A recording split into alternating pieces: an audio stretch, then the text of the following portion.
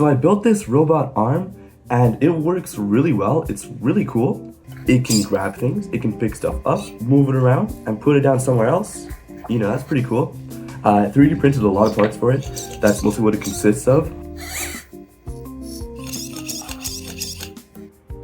There's a switch, some jumper wires, an Arduino Nano. That's about it. The usual student building a robot arm kit. I gotta say, I really like the way the gripper turned out because, first of all, it's just super like sound is perfect. Sound effect is amazing. Could not ask for better. And it's also pretty strong. And it all just worked like first try. And just with a bit of sanding, it's so smooth too. Like I completely, what do you call it? Like improvised on that part. And it worked. It's worked. It does fall over like a lot. Like the base weighs nothing. There's nothing holding this guy down. Like if it extends, it's just falling over, no matter what.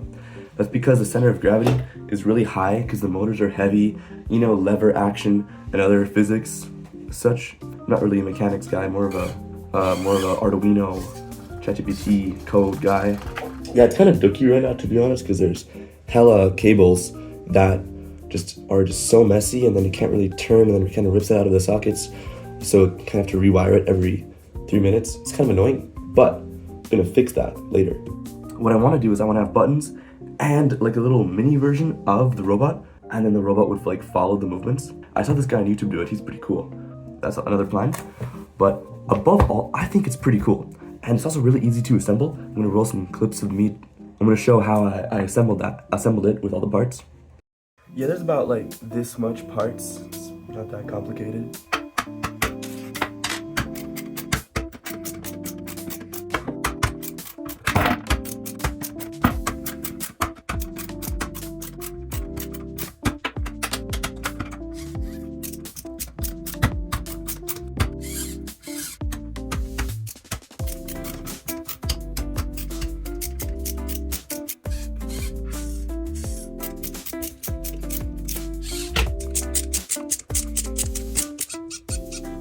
Fits right over.